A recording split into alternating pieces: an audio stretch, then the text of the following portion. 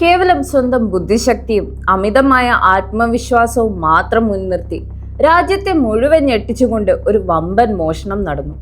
ഒരു തുള്ളി ചോര പോലും ചിന്താതെ, ഒരൊറ്റ വെടിയുണ്ട പോലും ഉതിർക്കാതെ നട്ടുച്ചയ്ക്ക് ഒരു നാട് മുഴുവൻ നോക്കി നിൽക്കുകയായിരുന്നു ആ കവർച്ച. 1987 മാർച്ച് 19 മുംബൈയിലെ തിരക്കേറിയ ഒപ്പേറ ഹൗസ് പരിസരത്ത് നടന്ന ആ കുപ്രസിദ്ധ കവർച്ചയുടെ കഥ കാണാം ഒരു നാൾ ഒരിടത്തൊരിടത്ത്.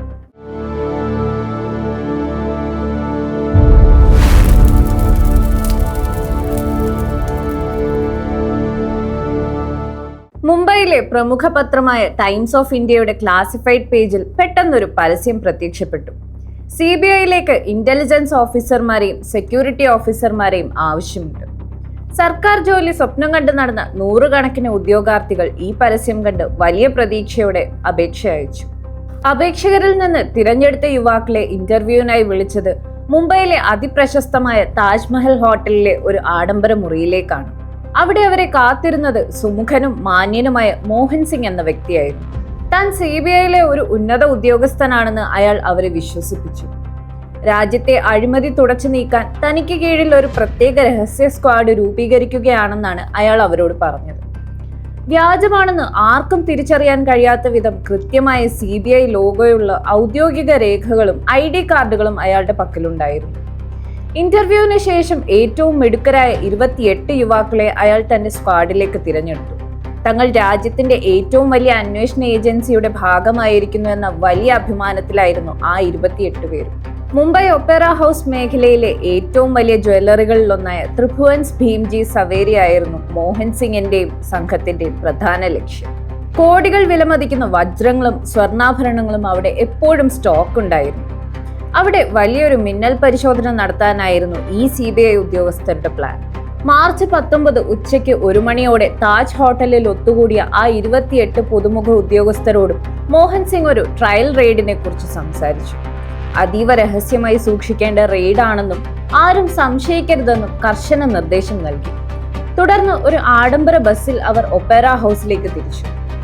ഉച്ചയ്ക്ക് ഏകദേശം 2:15 ജ്വല്ലറിയുടെ മുന്നിൽ ബസ് വന്നു നിന്നു. മോഹൻ സിംഗും സംഘവും ഗാംഭീര്യത്തോടെ അകത്തേക്ക് കടന്നു. ജ്വല്ലറി ഉടമയായ പ്രതാപ് സവേരിയുടെ അടുത്തേക്ക് നേരിട്ട് ചെന്ന് സിംഗ് തന്റെ CBI ID കാർഡ് കാണിച്ചു.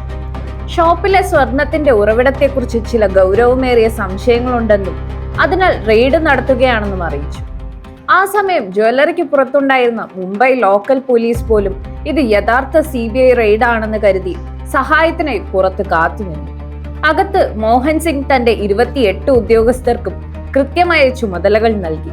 ഒരാൾ കൗണ്ടറുകൾ ശ്രദ്ധിക്കണം, മറ്റേയാൾ ജീവനക്കാരെ നിരീക്ഷിക്കണം, വേറൊരാൾ ക്യാമറകൾ ഓഫ് ചെയ്യണം. സിംഗിന്റെ നിർദ്ദേശപ്രകാരം ഷോപ്പിലെ CCTV ക്യാമറകൾ സ്വിച്ച് ഓഫ് ചെയ്തു. സുരക്ഷാ കാരണങ്ങളാൽ ഉടമയുടെയും ജീവനക്കാരുടെയും ഫോണുകൾ പിടിച്ചെടുത്തു. തുടർന്ന് ഷോപ്പിലെ വജ്രങ്ങളും വിലപിടിപ്പുള്ള ആഭരണങ്ങളും പരിശോധനയ്ക്കായി പാക്ക് ചെയ്യാൻ ആവശ്യപ്പെട്ടു. വലിയ പ്ലാസ്റ്റിക് ബാഗുകളിൽ സ്വർണവും വജ്രവും നിറച്ച് അതിനു മുകളിൽ CBI ലോഗോയുള്ള ഔദ്യോഗിക സീലുകൾ പതിപ്പിച്ചു.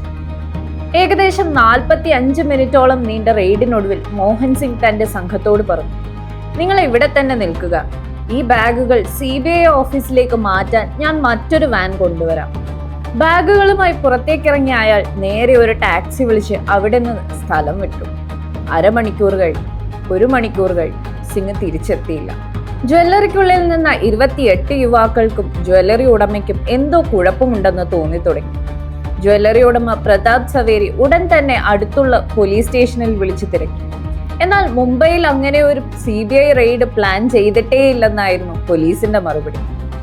അപ്പോഴാണ് ആ ഞെട്ടിക്കുന്ന സത്യം പുറത്തു വന്നത്. തങ്ങൾ ഒരു വലിയ കവർച്ചയുടെ കരുക്കളാവുകയായിരുന്നുവെന്നും തങ്ങളെ നയിച്ച CBI ഓഫീസർ ഒരു വ്യാജനാണെന്നും ആ 28 യുവാക്കളും ജ്വല്ലറി ഉടമയും നടുക്കത്തോടെ തിരിച്ചറിഞ്ഞു. റെയ്ഡ് എന്ന് വിശ്വസിപ്പിച്ച് ഇന്നത്തെ മൂല്യം വെച്ച് നോക്കുമ്പോൾ കോടികൾ വില വരുന്ന അന്നത്തെ 30-35 ലക്ഷം രൂപയുടെ സ്വർണവും വജ്രവുമായിരുന്നു മോഹൻ സിംഗ് ഒറ്റയ്ക്ക് അടിച്ചുമാറ്റി കൊണ്ടുപോയത്. സംഭവം അറിഞ്ഞ് മുംബൈ പോലീസ് ഞെട്ടിപ്പോയി. അവർ ഉടൻ തന്നെ താജ് ഹോട്ടലിലേക്ക് പാഞ്ഞെത്തി. മോഹൻ സിംഗ് താമസിച്ചിരുന്ന മുറി പരിശോധിച്ചെങ്കിലും അവിടെ നിന്ന് യാതൊരു സൂചനയും പോലീസിന് ലഭിച്ചില്ല. അയാൾ നൽകിയ പേരും വിലാസവുമെല്ലാം വ്യാജമായിരുന്നു. റെയ്ഡിനായി ഉപയോഗിച്ച ബസ് ഡ്രൈവറെയും ഇന്റർവ്യൂവിൽ പങ്കെടുത്ത യുവാക്കളെയും പോലീസ് മണിക്കൂറുകളോളം ചോദ്യം ചെയ്തെങ്കിലും അവരും ആ കെണിയിലകപ്പെട്ട് വെറും ഇരകൾ മാത്രമായിരുന്നുവെന്ന് വ്യക്തമായി. മോഹൻ സിംഗ് എന്ന ആ അപരൻ CBIയുടെ പേരിൽ ഒരു സാങ്കല്പിക ലോകം സൃഷ്ടിച്ച് കൃത്യമായ ആസൂത്രണത്തോടെ മുംബൈ പോലീസിന്റെ മൂക്കിൻ തുമ്പത്താണ് ഈ വൻ കവർച്ച നടത്തിയത്. മുംബൈ ക്രൈംബ്രാഞ്ച് കേസ് ഏറ്റെടുത്തു. കേവലം ഒരു പത്രപരസ്യത്തിലൂടെ 28 യുവാക്കളെ സ്വന്തം കവർച്ചാ സംഘമാക്കി മാറ്റിയ മോഹൻ സിംഗിന്റെ ബുദ്ധി അന്വേഷണ ഉദ്യോഗസ്ഥരെ പോലും അത്ഭുതപ്പെടുത്തി. രാജ്യവ്യാപകമായി അന്വേഷണം വ്യാപിപ്പിച്ചു. വിമാനത്താവളങ്ങളിലും റെയിൽവേ സ്റ്റേഷനുകളിലും ലുക്കൌട്ട് നോട്ടീസുകൾ പുറപ്പെടുവിച്ചു. മോഹൻ സിംഗിന്റെ സ്കെച്ചുകൾ തയ്യാറാക്കി എല്ലാ പോലീസ് സ്റ്റേഷനുകളിലേക്കും അയച്ചു.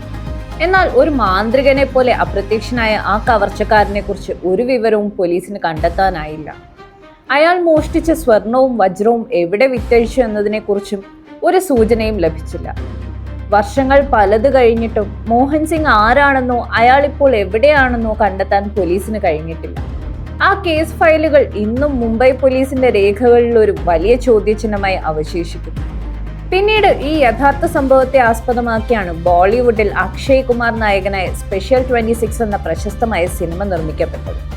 അമിതമായ ആത്മവിശ്വാസവും കൃത്യമായ ആസൂത്രണവും ഉണ്ടെങ്കിൽ ഒരു രാജ്യത്തെ മുഴുവൻ നിയമ സംവിധാനങ്ങളെയും എങ്ങനെ വിഡ്ഢികളാക്കാമെന്ന് കാണിച്ചു തന്ന ഒരു സംഭവമാണിത്. മോഹൻ സിംഗ് ചരിത്രത്തിന്റെ താളുകളിലേക്ക് മറന്നു. ഇന്നും പിടിക്കപ്പെടാത്ത ഒരു നിഗൂഢതയായി.